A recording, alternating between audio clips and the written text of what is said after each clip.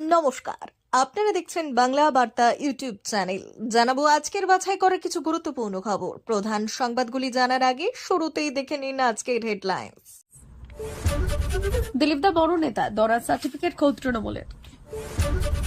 21শে জুলাইকে চমক দিতে চলেছে, দিলীপ নিজের মুখেই জানালেন সেই কথা, জেনে নিন। শ্রমিকের নতুন কমিটিতে আদি নেতাদের মর্যাদা, শুভেন্দু ঘনিষ্ঠদের মধ্যে কাটাছেড়া। বঙ্গ বিজেপিতে শ্রমিক যুগ শুরু, 2026-এ লক্ষ্য করে সাংগঠনিক রদবদল। গণধর্ষণের পর প্রভাবশালীদের দ্বারে মনোজিৎ ব্যাকআপ বলেই ফিরিয়ে দিলেন সবাই। রাজ্য পুলিশে বড় রদবদল, এবার আইবির দায়িত্বে এলেন নতুন অফিসার। 9 জুলাই সাধারণ ধর্মঘট, দপ্তরে গড় হাজিরায় সরকারি কর্মীদের ঘাড়ে নেমে আসতে পারে এই খাড়া। তিনি কি সবার ভোট চান না? জবাব দিলেন শুভেন্দু। ব্রিক্স সম্মেলনে মোদির হুঙ্কার, রাষ্ট্রসংঘকে কটাক্ষ করে প্রধানমন্ত্রী বললেন, বিংশ শতাব্দীর টাইপরাইটার 21 শতাব্দীর সফটওয়্যার চালাতে পারে না। $724 মিলিয়ন ধাক্কা, ভারতকে ব্ল্যাকমেল করতে গিয়ে নিজেই ফেসে গেল আমেরিকা।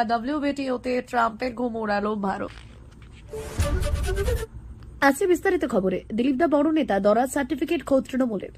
ফুলবদলে জল্পনায় শিলমোহর, বড় নেতা দিলীপ ঘোষকে এবার দরাজ সার্টিফিকেট দিলেন চুচুড়া তৃণমূল বিধায়ক অসিত মজুমদার। বললেন, দিলীপ দাস সংবাদ মাধ্যমে শিরোনামে থাকেন।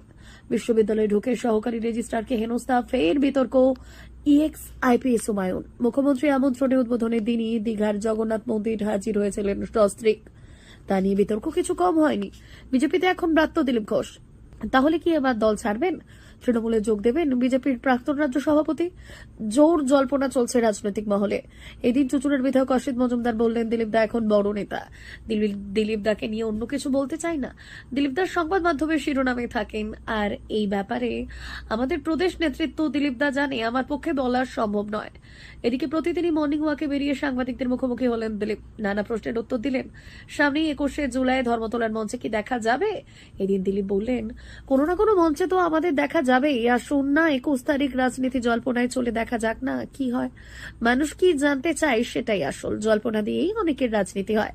আমার জলও নেই, পোনাও নেই, আমার রাজনীতি আছে, ফলে জল্পনা আরো বেড়েছে। 21শে জুলাই কি চমক দিতে চলেছে, দিলীপ নিজের মুখেই জানালেন সেই কথা, জেনে নিন। বঙ্গ বিজেপির নতুন সভাপতি শ্রমিক ভট্টাচার্য হওয়ার দিনেও সেখানে তাকে উপস্থিত থাকতে দেখা যায়নি।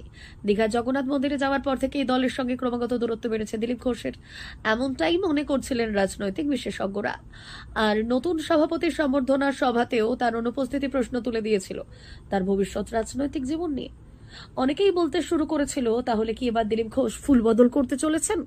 আর সেই প্রশ্নের উত্তরে নিজের মুখেই বড় কথা জানালেন রাজ্য বিজেপির প্রাক্তন সভাপতি। বলা বাহুল্য, বর্তমানে তিনি বিভিন্ন মহলে একটাই জল্পনা যে দিলীপ ঘোষ কি করবেন। অনেকেই বলছেন, বিজেপির নতুন সভাপতির দায়িত্ব নেওয়ার পরে যখন তাকে সক্রিয় থাকতে দেখা যাচ্ছে না, সেখানে দলের কোনো কর্মসূচিতে দেখা যাচ্ছে না, তার মানে তিনি বড় কোনো সিদ্ধান্ত নিতে পারেন। তাহলে তো সামনেই তৃণমূলের 21শে জুলাইয়ের মতো মেগা রাজনৈতিক কর্মসূচি রয়েছে। তাহলে কি বিজেপিতে গুরুত্ব না পাওয়ার কারণে দিলীপ ঘোষ দলবদল করবেন? 21শে জুলাই তৃণমূলের মঞ্চে দেখা যাবে তাকে। আর সেই প্রশ্নের উত্তর দিতে গিয়ে জল্পনাকে আরও এক গুণ বাড়িয়ে দিলেন মেদিনীপুরের প্রাক্তন বিজেপির সাংসদ। শ্রমিকের নতুন কমিটিতে আদি নেতাদের মর্যাদা, শুভেন্দু ঘনিষ্ঠদের মধ্যে কাঁটাছেঁড়া। বঙ্গ বিজেপিতে ব্যাটন বদলের পর থেকে জল্পনার অন্ত নেই। দলের নতুন রাজ্য সভাপতি হিসেবে শ্রমিক ভট্টাচার্য দায়িত্ব নেওয়ার পর থেকেই দলীয় নেতৃত্বে অনেক বড় পরিবর্তন হাওয়া বইছে। শ্রমিকের আগমন, কিছু নতুন মুখের উত্থান এবং পুরনো নেতাদের গুরুত্ব বাড়ানোর সিদ্ধান্ত রাজ্য নেতৃত্বের বিজেপি ভবিষ্যৎকে এক নতুন দিকে নিয়ে যেতে পারে। তবে এই পরিবর্তনগুলো একদিকে যেমন দলের শৃঙ্খলা, অন্যদিকে এটি বেশ কিছু দলের অভ্যন্তরীণ দ্বন্দ্ব এবং সংঘর্ষেরও সৃষ্টি করেছে। রাজ্য সভাপতির পদে আসীন হওয়ার পর শ্রমিক ভট্টাচার্য প্রথম থেকে সাফ জানিয়ে দিয়েছেন যে পুরনো আদি নেতাদের আবার সক্রিয় করা হবে। দীর্ঘদিন ধরে দলীয় কার্যক্রমে পিছিয়ে থাকা নেতারা এবারই প্রথম দলীয় নেতৃত্বের গুরুত্বপূর্ণ ভূমিকা পেতে চলেছে। এরই মধ্যে শ্রমিকের নেতৃত্বে নতুন কমিটি গঠন করার প্রক্রিয়া শুরু হয়েছে। এর ফলে বহু পুরনো নেতা আবার সজীব হয়ে উঠবেন, এমনটাই ধারণা করা হচ্ছে। বঙ্গ বিজেপিতে শ্রমিক যুগ শুরু, 2026-এ লক্ষ্য করে সাংগঠনিক রদবদল, আদি কর্মীদের গুরুত্ব বাড়ছে। সুকান্ত মজুমদারের পর্ব শেষ হয়ে শ্রমিক ভট্টাচার্যের নেতৃত্বে বঙ্গ বিজেপিতে এক নতুন যুগের সূচনা হতে চলেছে। আসন্ন 2026-এর বিধানসভা নির্বাচনকে সামনে রেখে দলীয় কমিটি এবং সাংগঠনিক কাঠামোতে বড় ধরনের রদবদল আনতে চলেছে রাজ্য বিজেপি। সূত্রের খবর, চলতি জুলাই মাসে রাজ্য কমিটি মোর্চা এবং বিভিন্ন সেলে ব্যাপক পরিবর্তন দেখা যেতে পারে। রাজ্য সভাপতির দায়িত্বপ্রাপ্ত গ্রহণের পর শ্রমিক ভট্টাচার্য স্পষ্ট জানিয়েছেন যে দলের পুরনো কর্মীদের গুরুত্ব বৃদ্ধি পাবে। মনে করা হচ্ছে বিজেপির আদিব্রাত্য কর্মীদের নতুন করে তৈরি হওয়া এই কমিটিতে প্রাধান্য দেওয়া হতে পারে, যা দীর্ঘদিনের অবহেলিত বা কম গুরুত্বপ্রাপ্তদের মধ্যে নতুন উদ্দীপনা সৃষ্টি করবে। 20 জুলাইয়ের পরই এই রদবদল কার্যকর হতে পারে। বিজেপি সূত্রে জানা গেছে, রাজ্য কমিটি মোর্চা এবং বিভিন্ন সেলের পদাধিকারী স্তরে এই পরিবর্তন আসবে। বিশেষ করে 5 সাধারণ সম্পাদকের মধ্যে 2 জনের পদে বদল আসতে পারে। মোর্চার সভাপতি পদেও পরিবর্তন আসার সম্ভাবনা রয়েছে। বর্তমানে 10 জন সহ সভাপতি রয়েছেন, যার মধ্যে 2 জনকে সরানো হতে পারে এবং পুরনো নেতাদের সক্রিয় করার পরিকল্পনা চলছে। গণধর্ষণের পর প্রভাবশালীদের দ্বারে মনোজিৎ ব্যাকআপ বলে ফিরিয়ে দিলেন সবাই। কলকাতার দক্ষিণ শহরতলির এফটি ল কলেজে 24 বছর বয়সী এক ছাত্রীকে গণধর্ষণের ঘটনায় মূল অভিযুক্ত মনোজিৎ মিশ্র অপরাধের পর তিনি একাধিক প্রভাবশালী মেন্টরের সঙ্গে যোগাযোগ করেন, তবে তারা তাকে সাহায্য না করে পিছিয়ে দিতে পরামর্শ দেন। পুলিশ সূত্রে জানা যায়, 25 জুন রাতে কলেজের নিরাপত্তারক্ষীর কক্ষে মনোজিৎ মিশ্র, প্রমিত মুখার্জি এবং জাহিব আহমেদ মিলে ছাত্রীকে ধর্ষণ করেন। নিরাপত্তারক্ষী পিনাকি ব্যানার্জিকে বাইরে দাঁড়িয়ে থাকতে বলা হয়। অপরাধের পর তারা সেখানে মদ্যপান করেন এবং নিরাপত্তারক্ষীকে মুখ বন্ধ রাখতে বলেন। তারপর তারা বাইপাসের ধারে একটি ধারায় রাতের খাবার খেয়ে সকালে বাড়ি ফেরেন।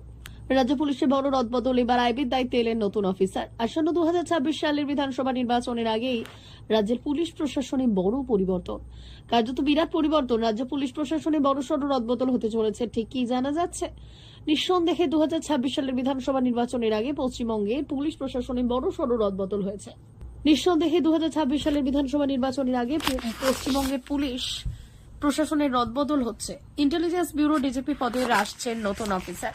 এতদিন এই পদের দায়িত্ব সামলেছেন আইপিএস অফিসারকে পাঠানো হয়েছে ট্রাফিকের দায়িত্বে। সোমবার নবান্ন তরফ থেকে এই রদবদলের বিজ্ঞপ্তি জারি করা হয়েছে। আসলে সামনেই বছরেই রয়েছে বিধানসভা নির্বাচন। ঠিক তার আগে যে রুটিন বদল হবে, রদবদল, সেটা স্বাভাবিক একটা বিষয়। কিছুদিন আগে আমলা পদেও একাধিক রদবদল করা হয়েছে, আর এই দিনের বিজ্ঞপ্তি অনুযায়ী আইপিএসদের মধ্যেই মূলত রদবদল হয়েছে। প্রসঙ্গত, সিদ্ধনাথ গুপ্ত ছিলেন SCCRB ডিজিপি, এবার তাকে ইন্টেলিজেন্স ব্যুরো ডিজি পদে পাঠানো হয়। আবার আইবির ডিজি পদে থাকা জ্ঞানবন্ত সিংকে পাঠিয়ে দেওয়া হলো ট্রাফিক বিভাগের এডিজি এবং আইজিপি পদে। এই পদে এতদিন ছিলেন ডক্টর রাজেশ কুমার সিং, কিন্তু তাকে এবার পাঠানো হলো রাজ্য পুলিশের এডিজি এবং আইজিপি পদে। 9 জুলাই সাধারণ ধর্মঘট দপ্তরে গড় হাজিরায় সরকারি কর্মীদের ঘাড়ে নেমে আসতে পারে এই খাড়া। আগামী 9 জুলাই ভারতব্যাপী সাধারণ ধর্মঘট ডেকেছে কেন্দ্রীয় ট্রেড ইউনিয়ন এবং শ্রমিক সংগঠনগুলি। 9 তারিখে ধর্মঘটে সরকারি সমস্ত দপ্তরে কর্মীদের হাজিরা বাধ্যতামূলক বলে নির্দেশিকা জারি করল নবান্ন। তবে কয়েকটি ক্ষেত্রে ছাড় দেওয়া হয়েছে। নবান্নের তরফে নির্দেশিকা দিয়ে জানানো হয়েছে, আগামী 9 জুলাই কোনো সরকারি কর্মীর ক্যাজুয়াল লিভ গ্রাহ্য হবে না। এদিন কোনো সরকারি কর্মচারী তার দপ্তরে না এলে তার চাকরি জীবন থেকে দিনটি বাদ যাবে, আর সেই সঙ্গে তার একদিনের বেতনও কাটা যাবে। সরকারি নির্দেশিকায় আরো জানা যাচ্ছে যে এরপরেও ওই দিন কোন সরকারি কর্মী অফিসে অনুপস্থিত থাকলে তাকে শোকজ করা হবে, আর সেই শোকজের উত্তর সন্তোষজনক না হলে তার ছুটি নামঞ্জুরের পাশাপাশি তার বিরুদ্ধে পরবর্তী সময়ে শান্তিমূলক অর্থাৎ শাস্তিমূলক পদক্ষেপ গ্রহণ করতে পারে। বিধানসভা নির্বাচনে তৃণমূলকে হারাতে অবিজেপি সমর্থকদের ভোটও দরকার। রাজ্য বিজেপির সভাপতির দায়িত্ব দিয়েই বুঝিয়ে নিয়েছেন শ্রমিক ভট্টাচার্য। এদিকে গত কয়েক মাসে রাজ্যে হিন্দু ভোটকে একজোট করতে উদ্যোগী হয়েছেন বিধানসভার বিরোধী দলনেতা শুভেন্দু অধিকারী। তিনি বারবার তথ্য তুলে ধরেছেন, বলছেন, আর 5 থেকে 6% হিন্দু বিজেপিকে ভোট দিলেই রাজ্যে তারা সরকার গঠন করবে। রাজ্য বিজেপির নতুন সভাপতির উদ্যোগের পর কি বলছেন বিধানসভার বিরোধী দলনেতা? সোমবার নন্দীগ্রামে একটি অনুষ্ঠানে শ্রমিকের নাম না নিয়েই তিনি উত্তর দিলেন। কি বললেন শুভেন্দু? সাউথ ক্যালকাটা ল কলেজে ছাত্রীকে ধর্ষণের প্রতিবাদে এদিন নন্দীগ্রামে কন্যা সুরক্ষা যাত্রায় অংশ নিলেন শুভেন্দু। বৃষ্টিতে ভিজেই হয় সেই মিছিল শেষে নাম না করে শ্রমিকের কথার জবাব দিলেন তিনি। টেনে আনলেন 2021 সালে নন্দীগ্রামে তার তৃণমূল সুপ্রিমো মমতা বন্দ্যোপাধ্যায়কে হারানোর প্রসঙ্গ। শুভেন্দু বললেন, হিন্দুরা আমাদের বিধায়ক করেছেন, না হলে জিততে পারতাম নাকি? 1,10,000-এর মধ্যে 1,09,600 হিন্দুর ভোট পেয়েছি।